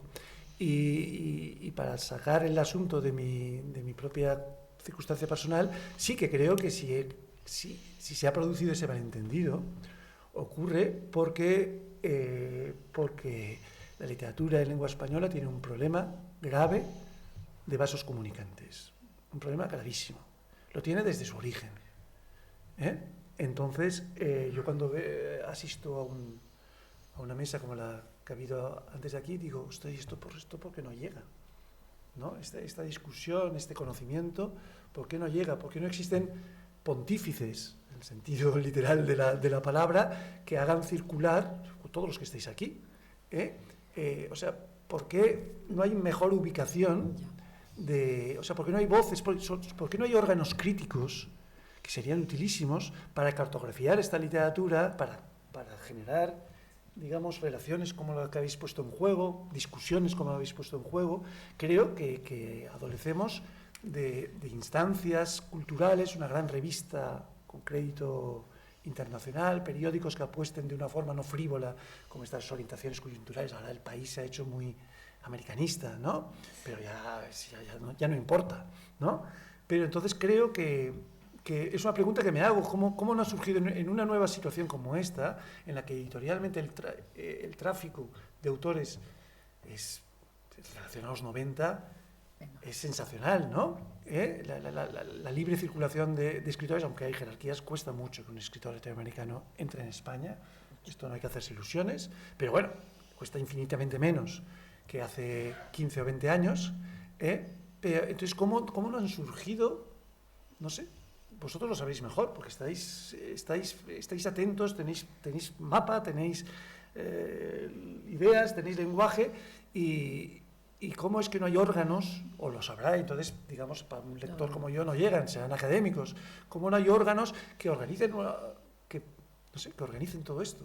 Porque mientras no existan estos órganos, el éxito de un autor latinoamericano aquí, como al revés, el éxito de un lector español en Latinoamérica, o está transido por un premio y por un fenómeno de moda y de exitazo, o es casi una lotería, de verdad. Es una lotería que caigan en el sello. Bueno, sí, Anagrama ha intentado construir su pequeña marca y varios escritores están ocupados en esto, pero el lector español que quiere leer un latinoamericano tiene muy pocas instancias de consulta, ¿no? Y ahí yo creo que hay un déficit que arrastramos secularmente, que no entiendo. Bueno, supongo que lo raro sería lo otro, pero la verdad es que a mí me desespera. Me desespera la ignorancia de los propios editores, ¿eh? No, es imposible, y por eso soy muy crítico con acciones como las de Granta, que no son prospecciones reales. No se puede hacer, 4 tíos no pueden cartografiar un continente con más de 15 países, ¿no? Con 15 sistemas literarios a veces incompatibles entre sí. Esto se tiene que hacer de un modo mucho más poroso, ¿no? Y no se hace. Seguramente pues, es muy difícil articular una literatura que se suponía, o se sigue suponiendo que comparte una lengua, pero que en sus impulsos más radicalmente transgresores o insumisos, como tú dices, actúa en un lenguaje y la hace inoperante fuera de sus fronteras, pues a lo mejor es que la idea de crear y esto no quiero deprimiros, pero la idea de crear como una especie de foro de discusión de la lengua sea una lengua, ya sea en sí misma una idea imperialista. Yo recuerdo, siempre lo recuerdo muchas veces, la primera vez que vi a César Aira en Barcelona, hace muchísimos años, cuando vino por primera vez a España, en 90 y pocos, hizo una intervención, que no, como sabéis que Aira no... Y él decía, la literatura del futuro será literatura nacional. Lo decía claramente, será literatura nacional. La que importa es la literatura nacional. Luego hay un circuito, como los campeonatos del mundo, las Champions, cosas que tienen más espectacularidad, pero que la literatura se jugará siempre en las fronteras de la propia nación, porque ya no es un problema de lengua, es un problema de política, es un problema de clases sociales, de estructura racial, y entonces intentar que haya una coiné realmente operativa entre el Ecuador y España, es casi, que es donde surgió lo de la literatura pequeña. Está bien que existan las literaturas pequeñas. El texto de Kafka, que ha sido tan mal leído, tan mal interpretado, entre otras cosas por la mala traducción, porque se tradujo como literatura menor, ¿no? Pero literaturas pequeñas es cuando importa la literatura, cuando es pequeña, ¿no? Es cuando importa el nivel de discusión pública. Luego ya está el que uno se vaya de vacaciones y se lleve una novela de Faulkner, ¿no? Laura. Sí. Bueno, yo quería preguntar acerca del proceso de corrección de los manuscritos del que hablaba al principio, que me ha parecido súper interesante, que apuntaba que las editoriales, algunas editoriales, sobre todo las pequeñas editoriales, están ahora trabajando con sus autores, ¿no? Sí. Y trabajando el texto un poco mano a mano antes de la publicación para pulirlo, ¿no? Y me preguntaba, que como editor que no escribe ficción o que no ha escrito literatura, ¿qué dificultades te plantea a ti la corrección de un texto a la hora de respetar la voz del autor? O sea, ¿qué tensiones se generan ahí en el trabajo con el texto? Yeah. Si no puede ser también ese un espacio para la fantasía del crítico en la que circula en la que verdaderamente ser el editor del texto te da también una autoridad para poder opinar sobre él, ¿no? Y meterle mano sin tener en cuenta a lo mejor pues qué criterios rigen eso, ¿no? Porque hay también un flujo de poder que me resulta interesante. Lo que planteas es un tema súper problemático. O sea, es que yo he vivido, vosotros hoy en día, los que estáis aquí menos que nadie, es imposible pensar la resaca que produjo el boom en la cultura española. Es decir, en los años 80, yo que digamos me inicié en el mundo editorial en los años 80, cuando llegaba un manuscrito en un latinoamericano, yo como lector me cagaba en la puta de oros, ¿sabes? Primero porque generalmente te venían argentinos y tal, que habían trabajado en talleres, es decir, el nivel era mucho más alto. Con lo cual, un lector que lo que quiere es que el libro sea muy malo, para pasar al siguiente, ¿no? Aquí yo digo, me ha tocado un argentino, me toca leerlo entero, ¿sabes? Y luego porque sabías que por bueno que fuera un texto, la resistencia de los editores, o sea, el mercado en el momento en los 80, el mercado excepto los grandes del boom, el mercado se hermetiza respecto a la literatura latinoamericana. Tanto es así, que fíjate, en Tusquets, lo puedo contar, esto es un poco indiscreto, pero no importa. En Tusquets tengo dos experiencias muy, muy curiosas que hablan de esto y que hoy en la situación actual, son inimaginables. Una es un escritor cubano, que no ha tenido mayor fortuna, creo, se llamaba Kennedy o no sé qué, que consintió, o sea, que se decidió a publicarlo, pero al precio de hacerle un auténtico aplanamiento estilístico. O sea, fue traducido del cubano al español, ¿no? Una cosa que a mí me pareció en aquel momento terrorífica, pero que fue como el peaje que tenía que pagar para publicar en Tusquets en aquel momento. Y luego también es verdad que, por ejemplo, Beatriz de Moura, a la que, digamos, se fue contagiando de esta incomodidad de qué hacemos con los latinoamericanos, entonces hubo un momento que había una original de otro escritor, que tampoco creo que sobrevive, un escritor mexicano que se llama no sé qué, Dante, no me acuerdo el nombre, lo siento, me sale Dante Medina, pero Dante Medina es el amigo de Bolaño. Bueno, este escritor presentó una novela completamente setentera, en el sentido muy radical, muy vanguardista, y ahí Beatriz de Moura le tocó la moral una vez más decir que no. Entonces creó una colección para raros, que se llamó La Flauta Mágica, ¿no? Y en la que, por otro lado, tuvo muy poco recorrido. Pero por otro lado, hubo por lo menos una intención, poco duradera, pero una intención. Pero la cosa siguió, o sea, yo recuerdo que Carmen Balcells, porque era Carmen Balcells, secuestró entera una edición de Rodrigo Rey Rosa, porque cuando le llegó el libro, le habían uniformado completamente el lenguaje, ¿no?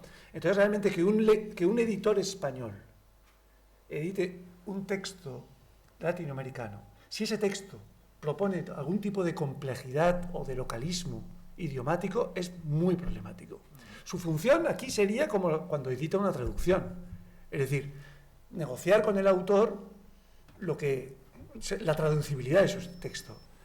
Si los dos llegan de acuerdo a que el español hoy es una cosa muy compleja y que hay muchos estratos de español, ¿no? Pero si el autor no se aviene a esto, en la medida que me quejaba antes de que no existen editors en el sentido de interlocutores activos con los escritores, lo que ocurre es que el editor mismo obvia el problema. Si me viene un texto problemáticamente, o sea, lingüísticamente problemático, no lo publico, porque no va a leer ni su padre, ¿no? Entonces esa discusión no se produce. Pero imagínate que se produjera. Imagínate que un buen escritor salvadoreño es tan bueno su libro que lo publicamos aquí, pero si lo publicamos como está, no va a tener éxito, o sea, no van a leer porque casi no se entiende. ¿Qué hacemos? Ponemos traducción de... No sé lo que habría que hacer, igual que ponemos traducción de inglés, a lo mejor habría que hacer traducción de... Hay niveles de lengua, Arguedas mismo, hay textos de Arguedas que podrían darse traducidos, y entonces vale, entonces puedo leerlo. Pues todo este trasfondo que he hecho y todo esto, a mí se me escapa. Entonces, ¿en qué punto es nutritivo para el idioma y en qué punto se convierte en una opacidad? ¿Y quién lo decide? ¿Y si se puede decidir esto? Es una discusión apasionante, pero que nunca se plantea, y me parece una discusión de primer orden para lo que es el tráfico de la literatura en lengua española. ¿Hay alguna cuestión más? Una pregunta rápida. Pablo, venga. ¿Cómo se para Ignacio Echeverría ante un texto, ante un libro? ¿Cómo te paras ante un libro? ¿Con qué actitud, con qué emoción, con expectativa, totalmente abierto? ¿Cómo? Completamente. ¿Como lector? Sí. Como lector, soy un lector enormemente ávido todavía. Me sorprende porque a mi edad hay mucha gente que abandona, por ejemplo, la narrativa, ¿no? Que les aburre, la novela. Pero no, soy un lector ávido y muy obediente. Muy obediente, que es una cosa muy... Luego con la crítica es otra cosa, porque siempre digo que el crítico lee, es una especie como de lectura impostada, es una lectura muy rara la que hace el crítico. Pero como lector común, yo soy un lector súper obediente, me cuesta, vamos, habré dejado 5 libros en mi vida. No me creo que un libro, me pasa con las películas también, ¿eh? Pues si sabía en los 10 minutos que era mala, como porque no me fui. Me la veo entera pues, incrédulo de que aquello no se redima, ¿no? Diciendo, no, hombre, habrá un giro al final, esto no puede ser tan mala. Y esto me pasa leyendo. Y creo que la obediencia forma parte del espíritu real del lector. Es decir, yo lo sospecho de los lectores, de estos que te dicen, no, yo me salto páginas, yo leo tal, yo si veo, me aburro y tal, me salto un capítulo. Me parece, siempre me lo dicen y me lo dicen, claro, ¿no? Y luego los que abandonan, leí 30 páginas, muy malo. ¿Cómo puedes decir que es malo si has leído 30 páginas? Siempre tengo este principio de obediencia que creo que es una de las cosas que hace hoy difícil la figura del lector, sobre la que, por cierto, es uno de los grandes temas culturales en boga, ¿no? La figura del lector, siempre hay un tema en boga, hay un crepúsculo. De verdad, ¿eh? Entonces, si está tan de moda el tema del lector es porque hay un tipo de lector obediente, del que yo me ofrezco como paradigma, que ya no estamos acostumbrados a obediencia. O sea, tenemos el cosa de mando, igual que en la película, si no nos gusta, saltamos a otra, ya esa sumisión al libro, que yo creo que es un principio, ya no te digo para el crítico, o sea, un crítico que haga una lectura crítica de un libro sin haberlo leído entero, me parece un delito, ¿no? Pero de verdad que en este sentido soy así. Ahora, si me hablas de como crítico es muy interesante, y pues, todos vosotros habéis ejercido la crítica en algún momento. El crítico lee de otra manera, porque primero lee pensando lo que tiene que decir sobre el libro. Eso crea una expectativa de estrategia personal. Entonces uno está buscando siempre por dónde entrarle a un libro. Entonces se convierte en una especie como de caza, ¿no? Primero es saber si es bueno o no, y luego si es bueno o no, ¿por qué es bueno o no? Y si aciertas en el por qué, ¿cómo lo justificas? Y entonces se convierte en un trabajo especulativo que puede ser apasionante. A mí cuando me decía, pero ¿no te horroriza leer muchos libros malos? ¿No? El más malo de los libros, si tienes que escribir sobre él, es un juguete para saber por qué es malo, ¿no? Entonces se convierte en un reto intelectual y moral y de todo tipo. Entonces eso es muy interesante, pero eso cuando lees libremente no pasa. Bueno, muchísimas gracias. Perdonad porque me enrollo como una persiana. Gracias.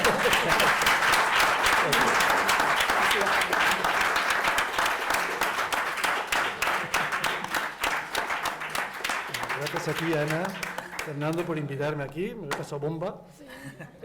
No tendría que estar aquí porque tengo una habitación tan bonita. Estaba a punto de llamar diciendo que no puedo venir. Pero estoy muy admirado de este tinglado.